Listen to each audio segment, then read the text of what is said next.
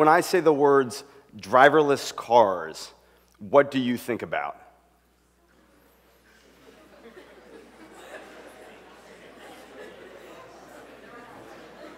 So I asked my friends that question, and here's what they came up with. They said Google, the Jetsons, Google, safer driving, concerns about people, third parties hacking into their cars remotely. And my older brother said Kit, the car from the 1980s TV show Knight Rider featuring David Hasselhoff.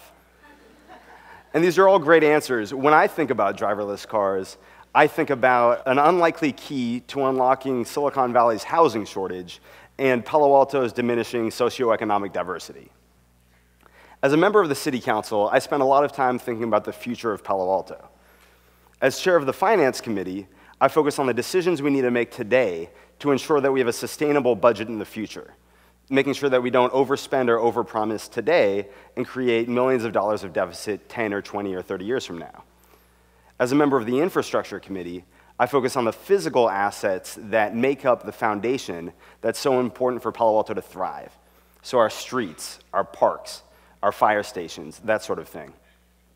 And as by far the youngest member on the City Council, I spend a lot of time, and someone who hopes to call Palo Alto home for the next 40 or 50 years, I spend a lot of time thinking about the future residents of Palo Alto. Who will my neighbors be? Who will my future kids play with in school?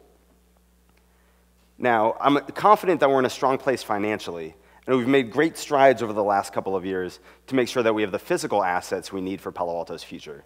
But it's that last bit, the human element, that I'm growing more concerned with. Historically, Palo Alto has always been a solid middle to upper middle class community. In the post-World War II era of the late 1940s and early 50s, builders and developers flocked to Palo Alto to build desperately needed housing for returning veterans and others. At a time when interracial neighborhoods were controversial, leaders in our community, like Joseph Eichler, spoke up and said that they favored selling homes to minorities. And for me personally, growing up in Palo Alto in the 80s and 90s, having a diverse group of friends from a broad range of socioeconomic backgrounds was instrumental in shaping the values that I hold today. But as Silicon Valley's taken off, so has our housing market. On the whole, this is a good thing. We'd rather be a city where housing prices rise and not one where they fall. But it's important that we're honest with ourselves about the consequences of our success, which is a housing market where only multimillionaires can afford to buy a home and only very financially successful people can even afford to rent. Today, a single-family starter home in Palo Alto costs $1.8 to $2 million, which might not sound like a lot when Facebook's buying up companies for $19 billion, but it really is. The real estate website Trulia estimates that the average price per square foot of a home in Palo Alto has tripled in the last 14 years. It's gone from $404 per square foot in 2000 to $1,200 per square foot in 2014. So what does this mean? This means that people in our service industries can't afford to live in Palo Alto. This means that teachers who come to teach in the Palo Alto Unified School District can't afford to buy a home. Heck, I've got friends who are in 2 lawyer households or 2 techie households who can't afford to buy a starter home in Palo Alto and raise their family here. Now, the obvious solution to our housing shortage is to build more housing. Smart growth, like transit-oriented development that takes advantage of proximity to public transportation and also walkable distances to our commercial cores. I'm not suggesting that we turn our single-family neighborhoods into mini Manhattans. I'd get recalled before I step off the stage today. Palo Alto takes great pride in its single-family neighborhoods. But if we need to build more housing to promote socioeconomic diversity, shouldn't we do that? We could build higher density, smaller units in and around our commercial corridors and protect our single-family homes and neighborhoods. So what's the problem? Almost everyone supports socioeconomic diversity, right? Traffic. I mentioned earlier that I spent a lot of time on the City Council thinking about the future of Palo Alto, but if there's one thing I spend more time thinking about, it's traffic. Traffic and its effects, and in particular parking, have come to dominate my time on the City Council. A month ago, we approved the structure for a residential permit parking program, which hopes to limit the impact of workers parking in residential neighborhoods. A few weeks ago, the infrastructure committee that I'm on approved a plan to spend up to $24 million on parking garages over the next few years. $24 million. That's a massive amount of money to spend on parking structures, but we need to. And tonight at our city council meeting, we'll be spending most of our time talking about transportation demand management, how we can better manage the amount of traffic into, around, and then out of Palo Alto. I've come to realize that there's a direct correlation between the level of frustration with traffic and the level of opposition to development. Many residents in Palo Alto have come to oppose any development, including additional housing. And there are a few reasons for this, including aesthetics or concern about the impact on our schools.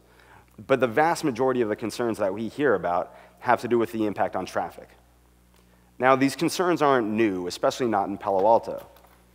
In an interview that he gave in 1969, Frederick Terman, who many refer to as the father of Silicon Valley and also the namesake for one of our middle schools, had this to say about traffic in Palo Alto. He said, "The people who came to Palo Alto, irrespective of when they came, always liked the town the way it was when they arrived. If they came here 20 years ago, they complained about the changes and increased traffic and more land being built on and so on." This was in 1969. But while the concerns about traffic aren't new, they are real, and the impact is less housing. So who does this impact? This impacts the future workers and residents of Silicon Valley. Probably a bunch of you.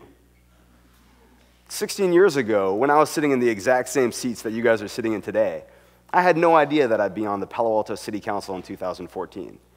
I didn't even know that after college I'd go to law school and become a lawyer. But I did know that after moving away for college and living in some other places for a while, I eventually wanted to move back to the Bay Area, and preferably to the community where I grew up, to eventually raise a family of my own. I can hardly afford to do that today, and most of the friends that I grew up with in Palo Alto can't, unless they want to move back in with their parents, which they don't. The longer that we don't build more housing, the more expensive it gets to live in Silicon Valley and Palo Alto. Ironically, the concern about the current amount of traffic has created a situation that actually generates more traffic. As residents are frustrated with traffic, they oppose additional housing. This suppresses current supply and increases the cost of existing housing, which makes living in Silicon Valley even more expensive. For a lot of our lower and middle income workers, this means that they have to live further and further away from Palo Alto where they work, creating an even longer commute. Since our regional public transportation system is so inadequate, the vast majority of these people have to drive into work, most of them in single occupancy vehicles.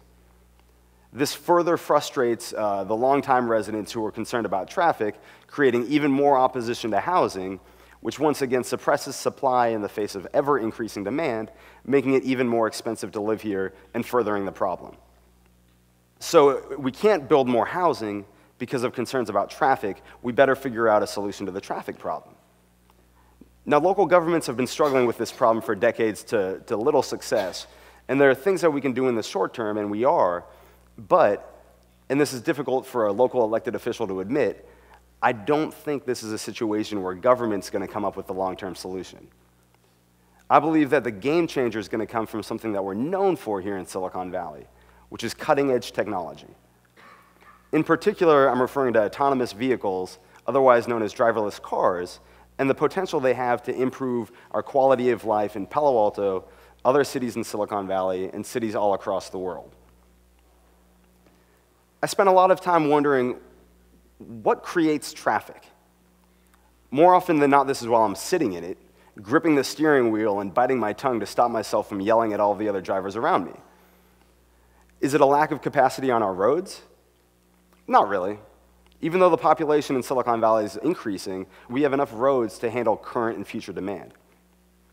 Is it bad weather? Not in the Bay Area, and definitely not lately.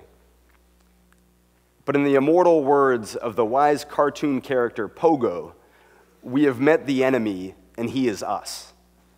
Many experts believe that at least 90% of car accidents are caused by human error. But crashes aren't the only thing that lead to traffic. Think of some of the other ways.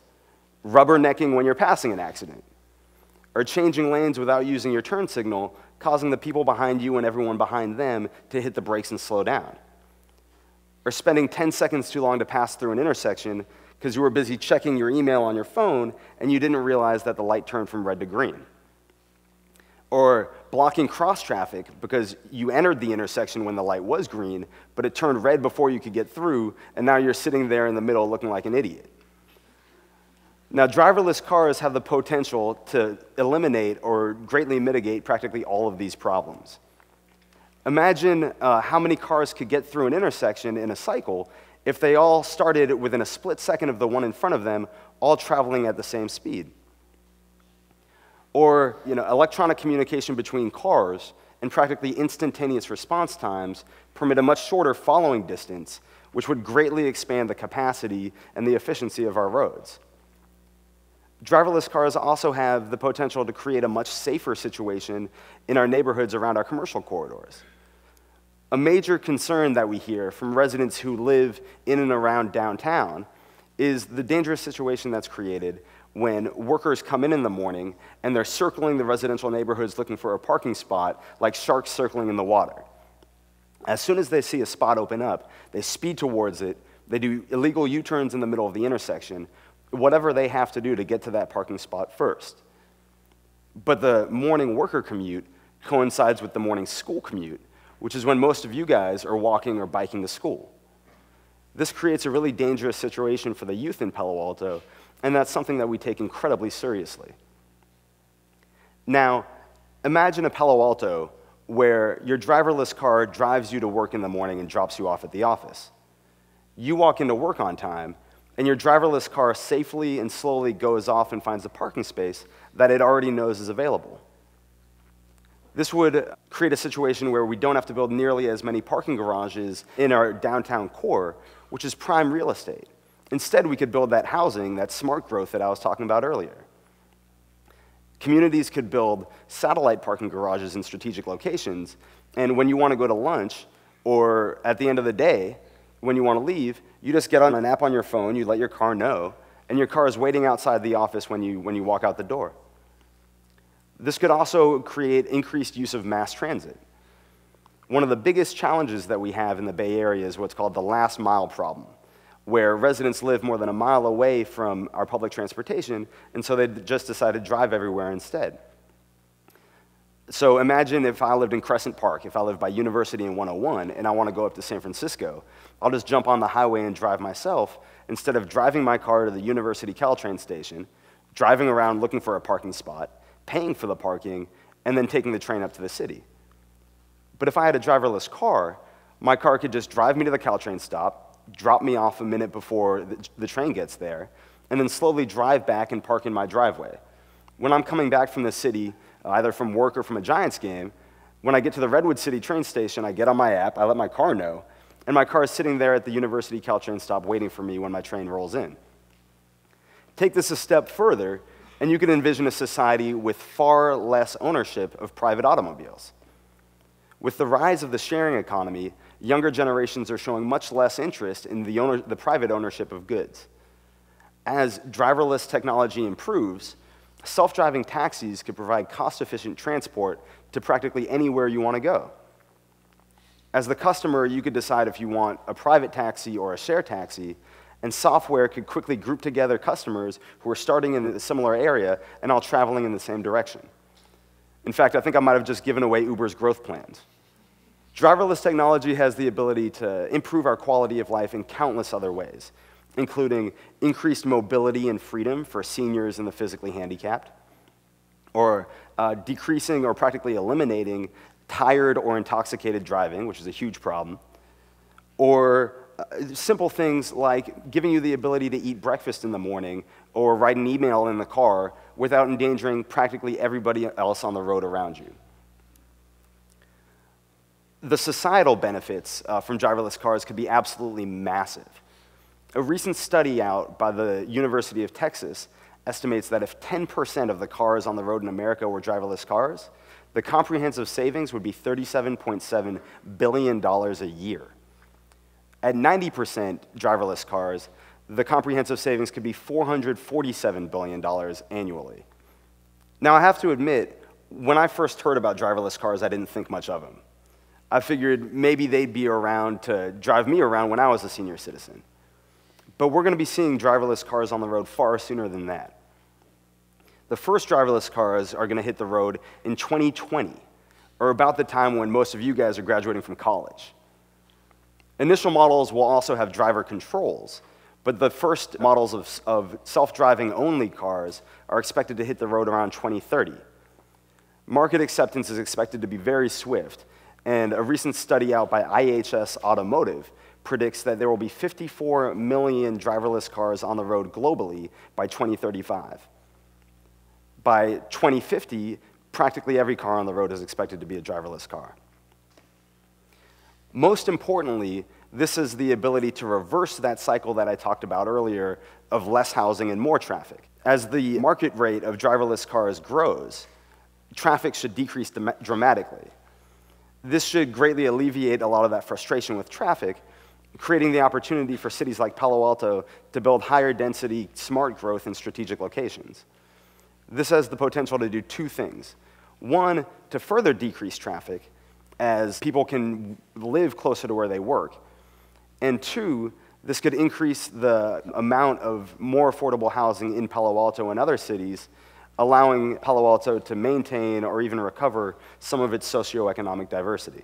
Driverless cars just might be that unlikely key to unlock the housing shortage in Silicon Valley and the diminishing socioeconomic diversity in Palo Alto. It's not going to happen overnight, but I think the future of driverless cars is going to be here a lot sooner than you think. Thank you very much.